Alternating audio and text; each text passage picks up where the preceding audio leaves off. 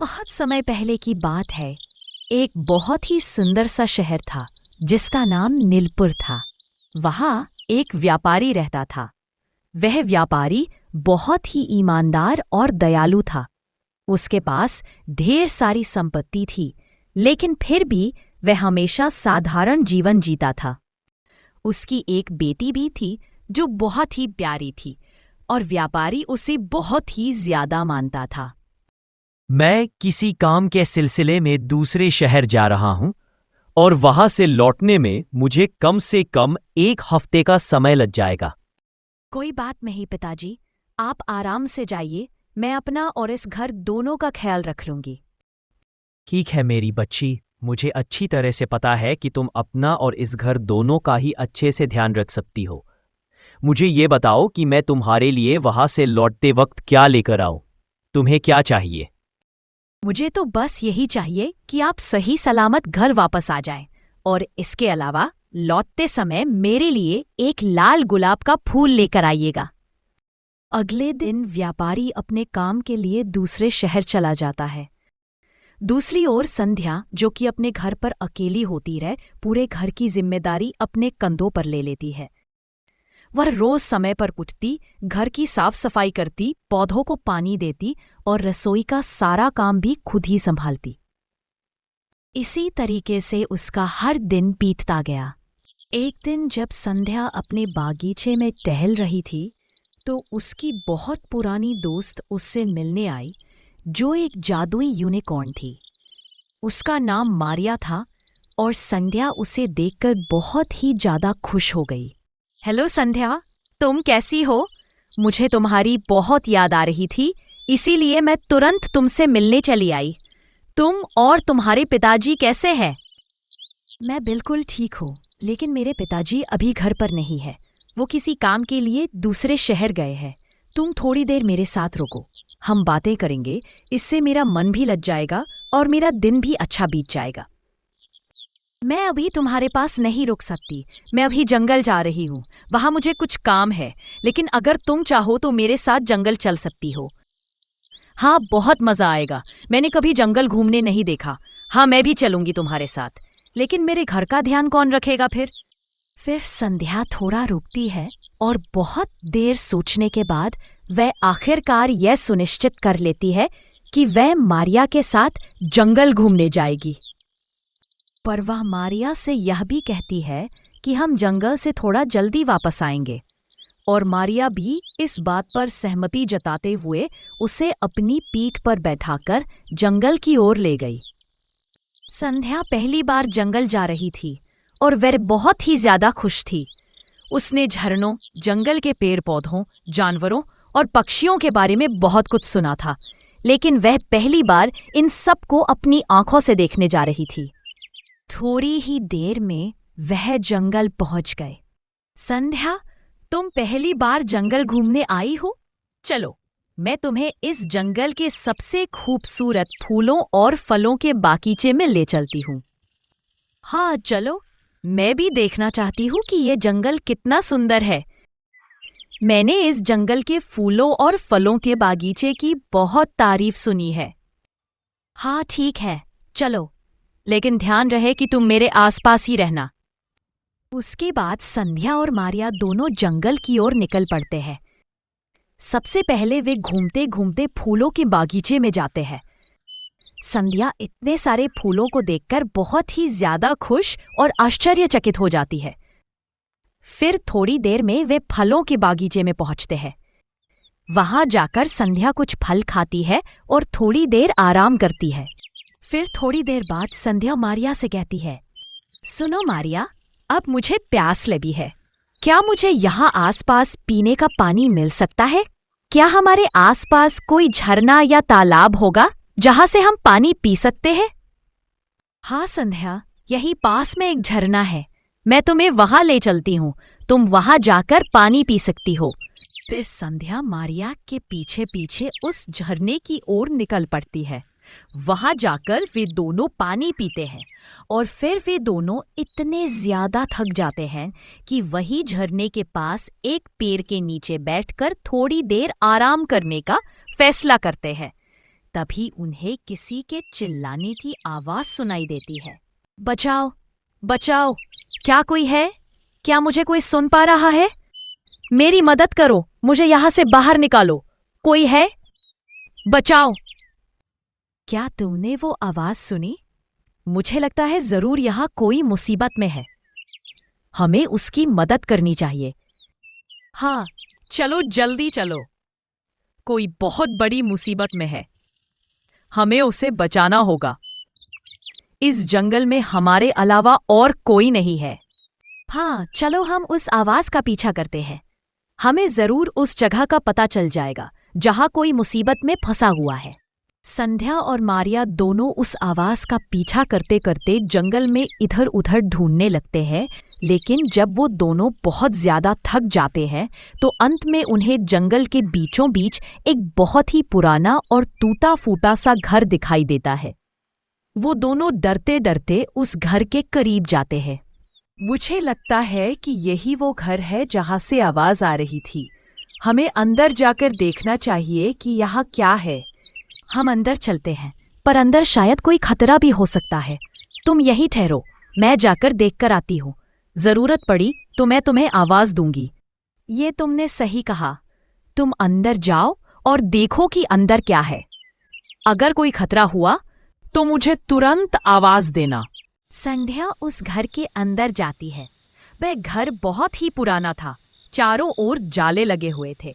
थोड़ा अंदर जाने के बाद संध्या को सीढ़ियां दिखाई देती हैं। वह सीढ़ियों से ऊपर जाने लगती है। ऊपर जाकर उसे एक बहुत ही डरावना सा दरवाज़ा दिखाई देता है। जब वह उस दरवाजे से झांक कर देखती है तो उसे एक चुड़ैल दिखाई देती है जो कुछ कर रही थी, पर उसने एक लड़की को बंदी बनाकर रखा हुआ था। अरे, मैं तो मोर का पंख और चोंच लाना भूल ही गई। अब मेरा ये जादुई पदार्थ कैसे बनेगा? कोई बात नहीं, मैं अभी जंगल जाती हूँ और मोर का पंख और चोंच लेकर वापस आती हूँ। इतना कहकर वो चुड़ैल जंगल की तरफ चली जाती है। उसी बीच संध्या मौका देखकर दबे पांव उस कमरे में जाती है और लड़की को आज़ाद करने की कोशिश करती है। तब लड़की उससे कहती है, तुम कौन हो और यहाँ क्या कर रही हो? तुम यहाँ से चली जाओ, नहीं तो तुम भी मारी जाओगी। आखिर तुम यहाँ आई कैसे? जाओ, जल्दी चली जाओ। मैं इस जंगल में घूमने आई थी और आपकी आवाज़ सुनी। आप मदद मांग रही थी। आप मुझे बस इतना बताइए कि मैं आपको आज़ाद कैसे कर सकती हूँ। मैं जादुई परी हूँ। इस चुड़ैल ने मुझे धोखे से कैद कर लिया है। मेरी जादुई छड़ी यही कहीं पड़ी होगी। तुम बस वो छड़ी लाकर मुझे दे दो, बाकी सब मैं संभाल लूंगी। थोड़ा ढूंढने के बाद संध्या को वो जादुई छड़ी मिल जाती है और फिर वह जादुई छड़ी लाकर परी को दे देती है। परी अपने जादू से उस पिंजरे को गायब कर देती है और फिर संध्या से कहती है, चलो अब हम यहाँ से जल्दी निकल जाते हैं, इससे पहले कि वो चुड़ैल वापस आ जाए। तुमने बिल्कुल सही कहा। चलो हम यहाँ से निकल जाते हैं। बाहर मेरी एक दोस्त भी है, वो मेरा इंतजार कर रही होगी। वो मेरे लिए परेशान हो रही होगी। मैं तुम्हें और तुम्हारी दोस्त दोनों को परीलोक लेकर चलती हूँ। वही सबसे ज्यादा सुरक्षित जगह होगी। चुड़ैल वहां कभी नहीं आ सकती। परी अपने जादू से संध्या और मारिया दोनों को लेकर परीलोक आ जाती है। परीलोक बादलों के ऊपर बसा एक बहुत सुंदर सा शहर था। हर तरफ चमकते महल, रंग बिरंगे फूलों के बाग और हवा में उड़ती हुई परियां दिखाई देती थी। ये सब देखकर संध्या और मारिया बहुत ज्यादा खुश हो जाती हैं। क्या तुम सच में परी हो और हम परी लोक में हैं? मुझे तो विश्वास ही नहीं हो रहा। मैंने तो ये सारी चीजें बस कहानियों में ही सुनी थी। मुझे तो ये सब अभी भी किसी सपने जैसा लग रहा है। हाँ, और तुम दोनों के लिए यही सबसे ज्यादा सुरक्षित जगह है। कुछ दिन तुम लोग यही रहोगी जब तक कि खतरा टल नहीं जाता। तुम्हें यहाँ किसी भी चीज की कोई कमी या परेशानी नहीं होगी। पर मैं यहाँ नहीं रुक सकती। मेरे पिताजी दूसरे शहर किसी काम से गए हुए हैं। अगर वो मेरे घर आने से पहले आ गए तो वो मेरी बहुत चिंता करेंगे। मुझे घर जाना ही होगा। नहीं, मैं तुम लोगों को अभी तुम्हारे घर नहीं जाने दे सकती। अगर उस चुड़ैल को पता चल गया कि तुमने मेरी जान बचाई है तो वो तुम लोगों को जिंदा नहीं छोड़ेगी। इसलिए तुम लोग यहाँ सुरक्षित हो और कुछ दिन यही रहोगे।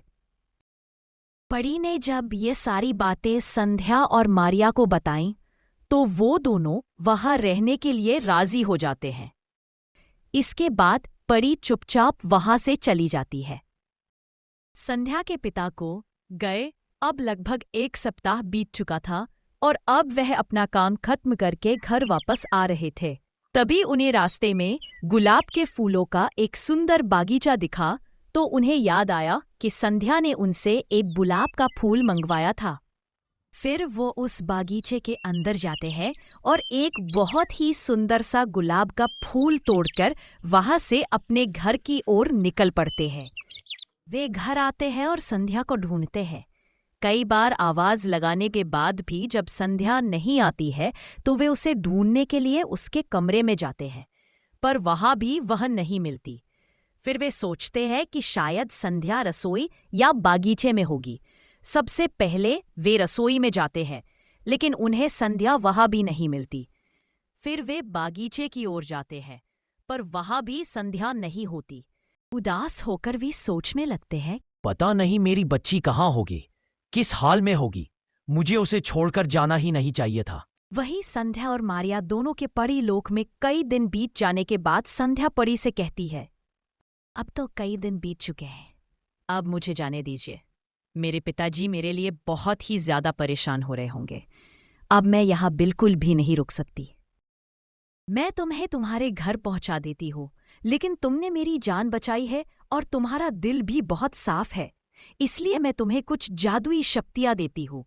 तुम इसी तरह सबकी मदद करती रहना। इतना कहते ही परी अपने जादू से उन दोनों को धरती पर वापस पहुंचा देती है।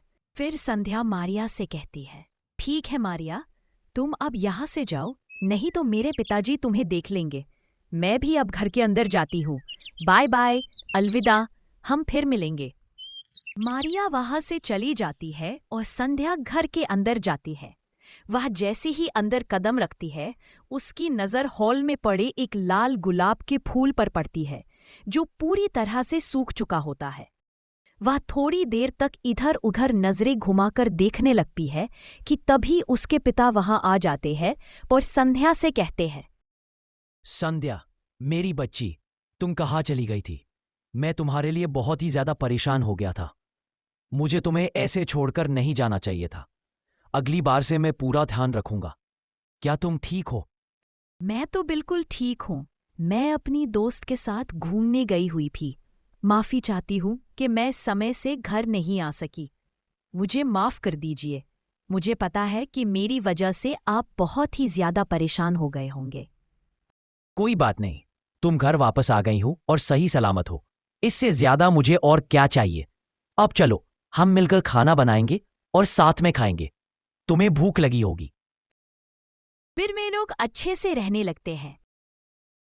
वहीं दूसरी तरफ जिस बागीचे से संध्या के पिता ने उसके लिए गुलाब का फूल तोड़ा था, वह बागीचा पूरी तरह से सूख चुका होता है। वह बागीचा शहर के सबसे बड़े व्यापारी के बेटे का होता है। वह यह सब देखकर बागीचे में आता है और अपने माली को बुलाकर उससे कहता है, ये सब क्या हो गया? पूरा बागीचा सूख कैसे गया? यहाँ तो सब कुछ हरा भरा था। क्या तुम इनका ठीक से ख्याल नहीं रख रहे हो? क्या वजह है जो ये इस तरह से सूख गए हैं? मुझे ये गुलाब के फूल बहुत ही ज्यादा प्रिय है। सर, यहाँ कुछ दिन पहले एक व्यापारी आया था और उसने यहाँ से एक गुलाब का फूल तोड़ा था। उसी के बाद से ही ये सारे फूल इस तरह से मुरझाने लगे हैं। मैं कुछ भी कर लूं, कितनी भी देखभाल कर लूं, लेकिन ये सूखते ही जा रहे हैं। तुम कुछ भी करो, लेकिन इन्हें ठीक करो, नहीं तो तुम्हारी नौकरी चली जाएगी। जाओ और उस व्यापारी का पता लगाओ और आकर मुझे बताओ कि वह कौन है और कहाँ रहता है। मैं तुम्हें 1 हफ्ते का समय देता हूँ। मैं अभी जाता हूँ और उस व्यापारी का पता लगाकर आपको बताता हूँ। मैं आपसे वादा करता हूँ कि मुझे 2 से 3 दिन से ज्यादा नहीं लगेगा, और इन गुलाब के फूलों के सूख जाने के लिए मैं आपसे तहे दिल से माफी चाहता हूँ। फिर वो माली वहां से चला जाता है और 2 से 3 दिनों में ही उस व्यापारी का पता लगा लेता है। जिसने वहां से गुलाब का फूल तोड़ा था। फिर वह अपने मालिक के घर जाकर उसे यह सब बताता है। तब उसका मालिक उससे पूछता है, क्या तुमने उस आदमी का पता लगा लिया है जिसने उस गुलाब के फूल को तोड़ा था? वो कहाँ रहता है और क्या करता है? मुझे बताओ, मैं उससे मिलना चाहता हूं। हाँ सर, मैंने पता लगा लिया है। अगर आप चाहे तो मैं अभी आपको उसके घर लेकर चल सकता हूं। वो इसी शहर में अपनी एक बेटी के साथ रहता है और वह एक व्यापारी है। ठीक है, चलो हम अभी उसके घर चलते हैं। मुझे ये जानना है कि आखिर उसके गुलाब के फूल तोड़ने की वजह से हमारे गुलाब के फूल इस तरह सूख क्यों गए। आखिर इसकी क्या वजह थी? इसके बाद वे दोनों उस व्यापारी के घर की ओर निकल पड़ते हैं। सर, हम पहुंच गए हैं। वह व्यापारी इसी घर में रहता है। वे दोनों ये सारी बातें कर ही रहे होते हैं कि तभी वहां संध्या के पिता आ जाते हैं। मुझे लगता है कि आप लोग इस शहर में नए हैं। पहले कभी आपको मैंने यहाँ नहीं देखा। ये मेरा ही घर है। कहिए, आपको किससे मिलना है? हम दूसरे शहर से आपसे ही मिलने आए हैं। कुछ दिन पहले आप हमारे बागीचे में आए थे और वहां से एक गुलाब का फूल तोड़ा था। क्या आपको याद है? हाँ, उसके बाद से ही हमारे सारे पौधे सूख गए हैं। हमारा हरा भरा गुलाब का बागीचा अब बिल्कुल बंजर हो चुका है। हमें यह जानना है कि ऐसा क्यों हुआ। यह सब तो मुझे नहीं पता, लेकिन मैं किसी काम से दूसरे शहर गया हुआ था और मेरी बेटी ने मुझसे एक गुलाब का फूल मांगा था। जब मैंने वो बागीचा देखा तो मुझे उसकी बात याद आ गई और मैंने बस अपनी बेटी के लिए वहां से एक गुलाब का फूल तोड़ लिया। वो लोग ये सारी बातें कर ही रहे थे कि तभी संध्या वहां आती है और उसके हाथ में वही लाल गुलाब का फूल था जो उसके पिता उसके लिए लाए थे। लेकिन वह फूल अब भी बिल्कुल ताज़ा था। पिताजी, आपने मेरे कहने पर ये लाल गुलाब का फूल लाया है, पर आपने मुझे ये दिया क्यों नहीं? ये बहुत ही ज्यादा सुंदर है, मुझे बहुत पसंद आया। देखो, मैंने कहा था ना कि वो गुलाब का फूल मैंने अपनी बेटी के कहने पर लिया था, पर मुझे ये समझ नहीं आ रहा कि वो तो सूख चुका था, फिर ये अब इतना ताज़ा कैसे है। पर मुझे शायद अब सब समझ में आ गया है। आपकी बेटी के छूने की वजह से ही ये गुलाब का फूल फिर से हरा भरा हो गया है। मैं चाहता हूं कि आपकी बेटी मेरे साथ मेरे बागीचे में चले और वहां के सूखे हुए गुलाब के पौधों को भी हरा भरा कर दे। गुलाब के पौधे तो मुझे बहुत पसंद हैं। चलो, मैं आपके साथ चलती हूँ, लेकिन एक शर्त है। आपको उन गुलाब के फूलों में से कुछ पौधे मुझे देने होंगे। क्या आपको मेरी ये शर्त मंजूर है? ठीक है, अगर मेरे गुलाब के पौधे वापस पहले जैसे हरे भरे हो गए तो मैं उन गुलाब के पौधों में से सबसे अच्छे वाले पौधे तुम्हें दे दूंगा। संध्या उनकी बात मान जाती है और उनके साथ उस बागीचे में आती है। वहां तरह तरह के फूलों को देखकर वह बहुत ही ज्यादा खुश होती है, लेकिन अंदर जाकर जब उसकी नज़र सूखे लाल गुलाब के फूलों पर पड़ती है तो वह थोड़ी उदास हो जाती है। पर जैसे ही वह अपने हाथ उन पौधों को लगाती है, वैसे ही वो गुलाब के फूल वापस हरे भरे और खिले खिले हो जाते हैं। यह देखकर वह खुद भी बहुत ज्यादा आश्चर्यचकित हो जाती है। लीजिए, आपके गुलाब के पौधे वापस से हरे भरे हो गए हैं। आपको अपना वादा तो याद है ना? अब आप मुझे कुछ गुलाब के पौधे दे दीजिए। मुझे गुलाब के फूल बहुत ज्यादा पसंद है। मैं इन्हें अपने बागीचे में लगाऊंगी। वो सब तो ठीक है, लेकिन तुमने ये किया कैसे? हमने तो बहुत कोशिश की इन्हें वापस हरा भरा करने की। इन्हें पानी दिया, अच्छी तरह से देखभाल की, फिर भी कुछ नहीं हुआ और तुमने बस इन्हें छू लिया और ये वापस हरे भरे हो गए। ऐसा कैसे हो गया? कुछ दिन पहले मैं जंगल घूमने गई थी। वहां मैंने एक परी की जान बचाई थी। उसी ने मुझे उपहार स्वरूप ये जादुई शक्तियां दी है ताकि मैं दूसरों की मदद कर सकूं। इसीलिए ऐसा हुआ है। अच्छा, ऐसी बात है। ठीक है, चलो अब मैं तुम्हें तुम्हारे घर छोड़ देता हूँ और जैसा कि मैंने वादा किया था, मैं कुछ गुलाब के पौधे तुम्हारे घर भिजवा दूंगा। फिर वे लोग संध्या के घर के लिए निकलते हैं। संध्या की बातें सुनकर कि कैसे उसने एक परी की जान बचाई और सबकी मदद करती है, उस लड़के को अब संध्या बहुत अच्छी लगने लगी थी। अब आपके गुलाब के फूल कैसे हैं? क्या वो पौधे वापस से हरे भरे हो गए हैं? माफ कीजिएगा, मेरी वजह से आपके गुलाब के पौधे सूख गए हैं। कोई बात नहीं, अब वो गुलाब के पौधे ठीक हैं। पर अगर आपको कोई परेशानी ना हो तो मैं आपकी बेटी संध्या से शादी करना चाहता हूं। मुझे कोई आपत्ति नहीं है, लेकिन मुझे एक बार संध्या से पूछना पड़ेगा। अगर वह राजी होगी तो मैं उसकी शादी आपसे जरूर करवा दूंगा। पिताजी, इसका फैसला तो आप ही कीजिए। आपने ही मुझे इतना बड़ा किया है। आपसे अच्छा इस चीज का निर्णय कोई नहीं ले सकता। आप जो कहेंगे मैं वही करूंगी। संध्या की ये बातें सुनकर उसके पिता थोड़ी देर सोचते हैं और काफी देर तक सोचने के बाद वे कहते हैं, मुझे इस शादी से कोई दिक्कत नहीं है और ये हमारी किस्मत होगी कि मेरी बेटी की शादी आप जैसे बड़े व्यापारी से होगी। यह सब सुनकर वह लड़का बहुत ज्यादा खुश हो जाता है और अगले कुछ ही दिनों में उन दोनों की शादी बहुत ही धूमधाम से हो जाती है। फिर वे दोनों बहुत ही खुशी खुशी रहने लगते हैं। अब वह बगीचा संध्या का हो गया था। वह रोज उस बगीचे में जाती थी और वहां के फूल पौधों का बहुत ही अच्छे से ध्यान रखती थी, खासकर गुलाब के फूलों का। वह रोज उन्हें पानी देती थी और इस तरह अब कभी भी उस बगीचे में कोई गुलाब का पौधा नहीं सूखता था।